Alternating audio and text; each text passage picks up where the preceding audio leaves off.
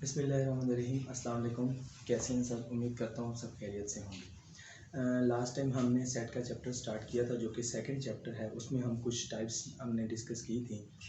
अभी जो हमारा सेकंड लेक्चर है सेकंड चैप्टर का, उसमें भी हम कुछ सेट्स की टाइप्स ही पढ़ेंगे क्योंकि फ़र्स्ट लेक्चर में हमारे पास ये कंप्लीट नहीं हुआ था। तो अभी इक्विवेलेंट सेट ये है कि लास्ट टाइम हमने इसको देखा था, लेकिन इसमें इसको शो कैसे करते हैं ये नहीं देखा था। इक्विवेलेंट सेट वो सेट होता है कि कोई हमारे पास दो सेट हों और उनमें सेम एलिमेंट हों नंबर्स के लिहाज से। मतलब अगर ए सेट में 3 एलिमेंट्स हैं और बी सेट में भी 3 हैं, वो एलिमेंट क्या हैं ये डिपेंड नहीं करता। डिपेंड ये करता है कि उसमें नंबर्स सेम हों। मतलब अगर ए सेट है उसमें भी 3 एलिमेंट्स हैं, बी सेट है उसमें भी 3 एलिमेंट्स हैं, तो ये इक्विवेलेंट सेट तो होंगे लेकिन इक्वल सेट नहीं होंगे। तो फॉर एग्जांपल ये हमारे पास अगर सेट ए है, ये ए बी एंड सी, और सेट बी है 1 2 3, तो दोनों में नंबर्स ऑफ एलिमेंट सेम है, तो ये इक्विवेलेंट सेट होंगे। इक्वल नहीं होंगे, ये थोड़ा सा डिफरेंस है इक्वल सेट और इक्विवेलेंट सेट में। तो ये इक्विवेलेंट सेट होंगे। तो अगर हम इनको शो करना चाहें तो ए इक्विवेलेंट बी, तो ये जो हमारे पास साइन है ना, ये इक्विवेलेंट के लिए शो होता है। अब next, order of a set. Order of set क्या होता है? अब बेसिकली जब हम सेट की बात करते हैं तो सेट में ऑर्डर मैटर नहीं करता, यानी कि कुछ भी ऑर्डर हो, कुछ भी एलिमेंट्स हो, डिपेंड नहीं करता, क्योंकि सेट की बेसिकली डेफिनेशन है well defined and distinct objects या एलिमेंट्स। तो उनकी कलेक्शन जो होती है वो होती है आपके पास सेट। तो ऑर्डर इसमें मैटर नहीं करता। अगर हम बुक में देखें तो इसमें जो बुक में डेफिनेशन बताई गई है, there is no restriction on the number of member of a set. A set में हैव 0 1 2 3 और एनी नंबर ऑफ एलिमेंट्स। तो ऑर्डर के लिहाज से उसके ऊपर कोई रिस्ट्रिक्शन नहीं है सेट में। अब इसके अलावा आगे देखते हैं सिंगलटन सेट। सिंगलटन सेट एक ऐसा सेट होता है जिसमें एक एलिमेंट हो। मतलब कहने की बात यह है कि एक ऐसा सेट जिसमें सिर्फ एक मेंबर हो, एक एलिमेंट हो, उसको सिंगलटन कहते हैं। वो 1 हो सकता है, 2 हो सकता है, कुछ भी हो सकता है, ये डिपेंड नहीं करता।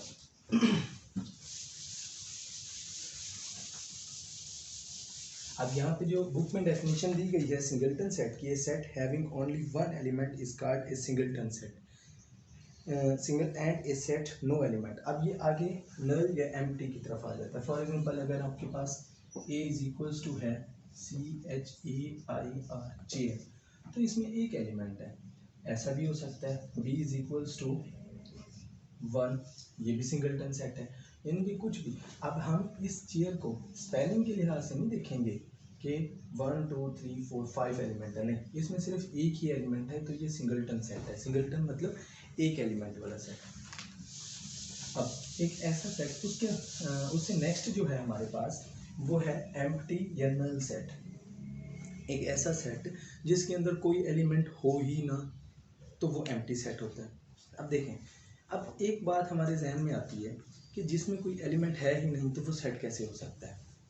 देखिए, बाज़ औक़ात ऐसे होता है, जिस तरह कॉम्प्लेक्स नंबर में, मैं आपको रेफरेंस कॉम्प्लेक्स नंबर का देता हूँ कि बाज़ औक़ात हमारे पास एक कॉम्प्लेक्स नंबर होता है जी, वो a + b आयोटा, ये उसकी जनरल फॉर्म है। अब हम क्या करते थे, बाज़ औक़ात ऐसी भी सिचुएशन आती थी, यानी कि अगर मैं कोई कॉम्प्लेक्स नंबर लिखता हूँ तो 3 लिख देता हूँ सिर्फ, तो हम कहते हैं इसमें इमेजिनरी पार्ट ना 0 हो गया। मतलब अब अगर वो इमेजिनरी पार्ट 0 है, रियल नंबर है, तो हम फिर उसको ये क्यों नहीं कहते कि ये सिर्फ रियल नंबर है, हम उसको कॉम्प्लेक्स नंबर क्यों कह रहे हैं? उसकी रीज़न ये है, सेम उसकी रीज़न को मैं सेट वाली जो हमारे पास नल सेट या एम्प्टी सेट है उससे रिलेट करूँगा। उसकी रीज़न बेसिकली ये होती है कि बाज़ औक़ात जब हम कम्प्लेक्स नंबर डिफरेंट ऑपरेशन कर रहे होते हैं, प्लस माइनस, तो हमारे पास कुछ इस तरह से सिचुएशन बन जाती है कि ये जो इमेजिनरी पार्ट है ना, किसी दूसरी इमेजिनरी पार्ट के साथ माइनस होकर 0 हो जाता है। तो आंसर क्या आएगा? आंसर तो हमारे पास रियल नंबर में आएगा। तो रियल नंबर जब आएगा तो हम उसको क्या कहेंगे कि ये सिर्फ रियल नंबर है? नहीं, हम उसको कहेंगे तो कॉम्प्लेक्स नंबर, लेकिन साथ में हम क्या लिखेंगे, 0 अयोटा, यानी कि 3 प्लस 0 अयोटा। मतलब इसका कहने का मतलब क्या है कि हमारे पास ये था तो कम्प्लेक्स नंबर, लेकिन हमने इसके ऊपर ऑपरेशंस किए, दो कम्प्लेक्स नंबर को प्लस माइनस किया, मल्टीप्लाई किया, तो उसके बाद ये 0 हो गया। तो इमेजिनरी पार्ट ख़त्म हो गया, लेकिन हमारे पास रियल पार्ट बच गया, लेकिन ओवरऑल क्या है, ये कम्प्लेक्स नंबर है। अब सेम इसी तरह से जब एक सेट हमारे पास है ही कुछ नहीं, उसके अंदर एलिमेंट ही नहीं है, तो फिर हम उसको सेट का नाम क्यों दे रहे हैं? क्योंकि अगर डेफिनेशन में जाएं, डेफिनेशन में तो ये है well defined and distinct object, तो उसमें तो ऑब्जेक्ट ही नहीं है, उसमें तो एलिमेंट ही नहीं है, वेल डिफाइंड ही नहीं है, तो मतलब जिसके अंदर कुछ है नहीं उसको सेट क्यों गए? उसकी रीज़न ये होती है कि सेट के कोई एलिमेंट्स होते हैं। फॉर एग्जांपल हमारे पास ए सेट है 1 2 3, अगर ये सेट, इसको मैं किसी दूसरे सेट के साथ माइनस करता हूँ, अब कोई दूसरा सेट कौन सा होगा? फॉर एग्जांपल हम कहते हैं वो भी सेम यही एलिमेंट्स हैं, जब मैं माइनस करूँगा तो आंसर क्या आएगा? आंसर तो खाली सेट आएगा। तो फिर इस चीज़ को हम कैसे डिफाइन करेंगे? अगर हम खाली सेट, हमारे पास कॉन्सेप्ट ही ना हो कि एम्प्टी सेट या नल सेट ना हो कॉन्सेप्ट, तो हम कैसे डिफाइन करेंगे? तो इस चीज़ को डिफाइन करने के लिए कि ऐसा सेट जिसके अंदर कोई भी एलिमेंट ना हो, तो उसको हम एम्प्टी सेट या नल सेट कहते हैं, ठीक है। और इसमें हमारे पास शो करने के लिए जो साइन दिया गया, एक तो ये है, या हम इससे कर सकते हैं, और सेकंड हमारे पास ये साइन है जिसको हम खाली सेट को शो करते हैं कि ये एम्प्टी सेट है, इसमें कोई एलिमेंट नहीं है। उसके बाद फाइनाइट और इनफाइनाइट सेट आ जाते हैं। फाइनाइट एंड इनफाइनाइट सेट, ठीक है। फाइनाइट हमें सबको पता है कि फाइनाइट यानी कि जिसको हम काउंट कर सकें, इनफाइनाइट जिसको हम काउंट ना कर सकें। तो सेम इसी तरह से सेट के केस में जो फाइनाइट होते हैं, मतलब उसमें नंबर ऑफ एलिमेंट्स हम काउंट कर सकते हैं, finite number of set, number of elements, और जिसको हम काउंट नहीं कर सकते उस वो इनफाइनाइट। तो अगर हम एग्जांपल लें फाइनाइट की, तो ए इज इक्वल्स टू 1 2 3 1000 तक, तो ये फाइनाइट है। अगर मैं लिख दूं सेम, अगर कोई दूसरा सेट हमारे पास बी हो 1 2, बस ये रुक ही नहीं रहा, ये काउंट नहीं हो रहा, तो ये इनफाइनाइट सेट है। सिंपल सी बेसिक जो डेफिनेशंस थी हमने डिस्कस किया। अब नेक्स्ट है प्रॉपर सबसेट। अच्छा, प्रॉपर सबसेट से पहले हमें ये देखना होगा कि सबसेट क्या है, क्योंकि प्रॉपर सबसेट तो बाद में आता है, पहले तो हम सबसेट देखेंगे।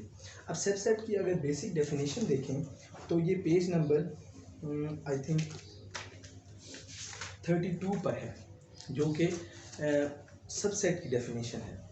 If every element of a set A is an element of B, then A is subset of B। अब सिंपल सी बात, इसको हम देखते हैं, लेकिन इसमें एक और कंडीशन भी है, वो भी हम डिस्कस करेंगे कि दो सेट हैं हमारे पास A एंड B। अगर A के सारे एलिमेंट B में हैं तो क्या होगा? A B का सबसेट होगा। अब कैसे? ये अभी मैंने पहले एग्जांपल जो लिखी थी, अगर वही लिख लें या कोई दूसरा लिख लें, कोई इशू नहीं है। ये A है हमारे पास 2 4 5 6, अब B हमारे पास है 1 2 4 5 6। अब A के सारे एलिमेंट B में हैं तो हम क्या कहेंगे? A सबसेट है B का। इसको लिखेंगे कैसे? इसको लिखेंगे A सबसेट है B का। अब इसमें एक और कंडीशन आती है।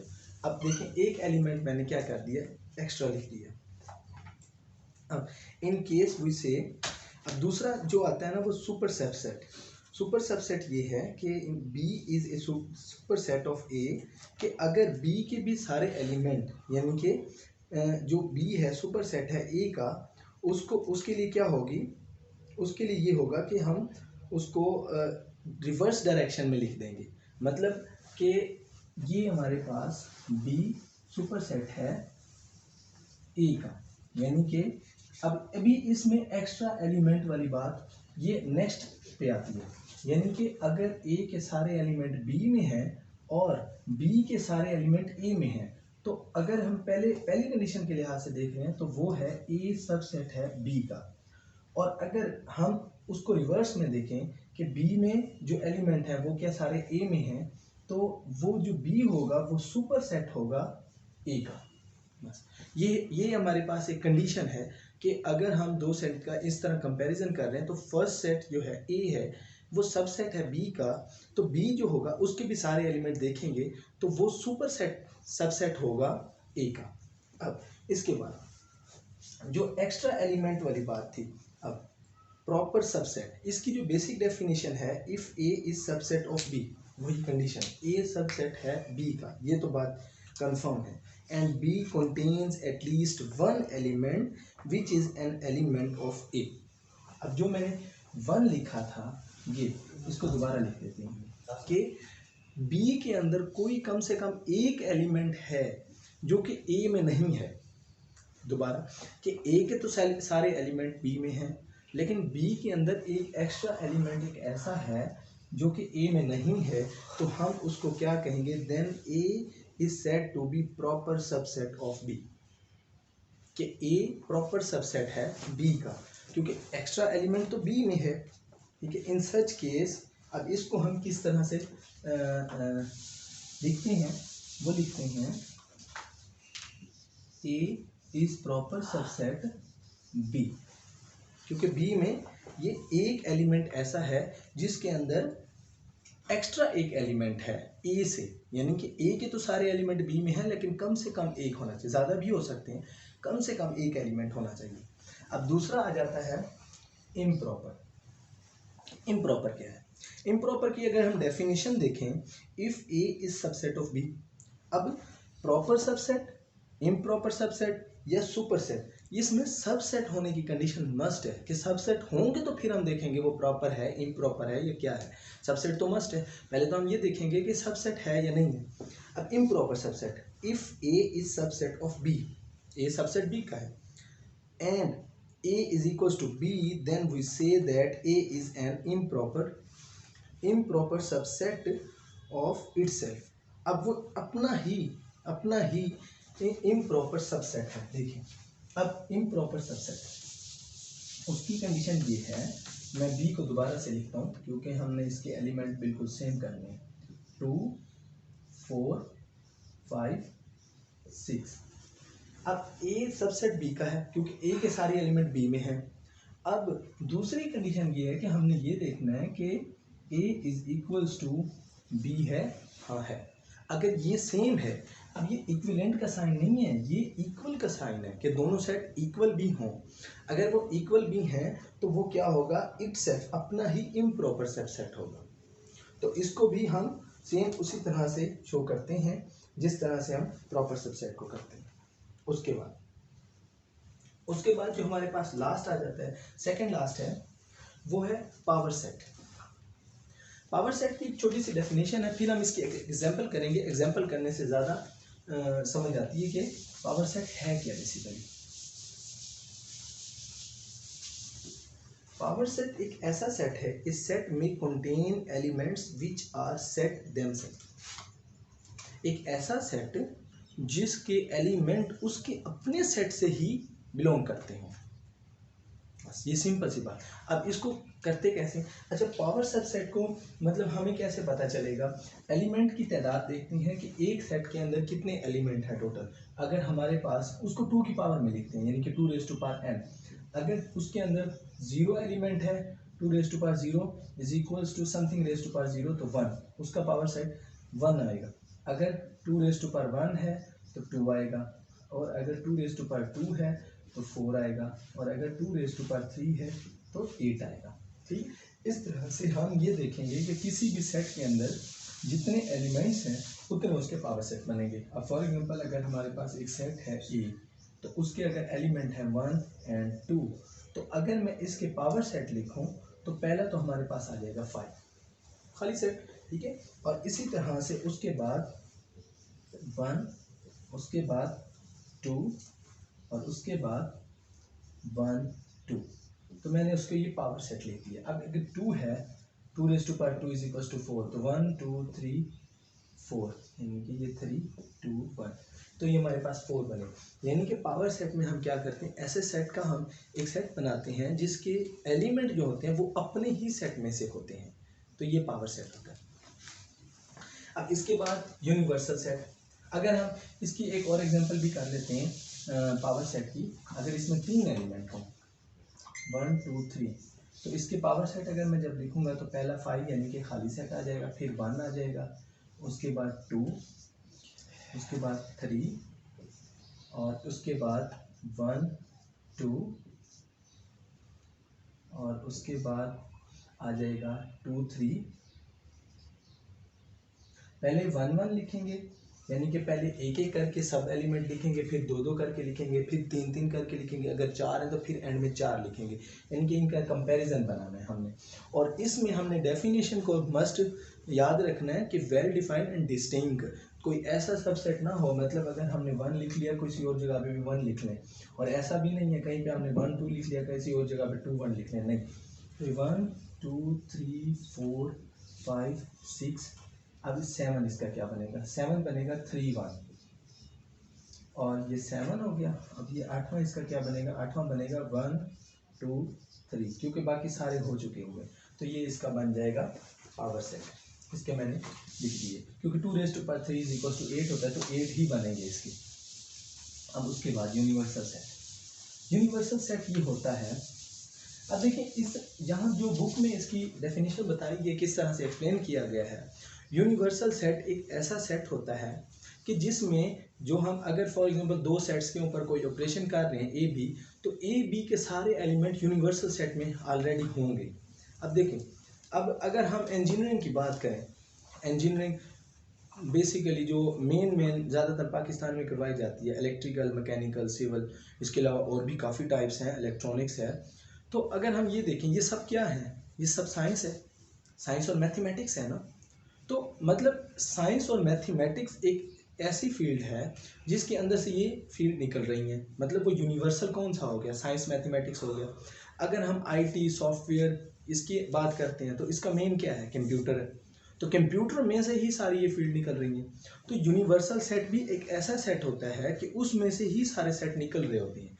मतलब हम छोटे छोटे सवाल करते हैं, इसको बेसिकली यू से शो किया जाता है, यानी कि यू 1 2 3 4 5 6 7 8 9 10।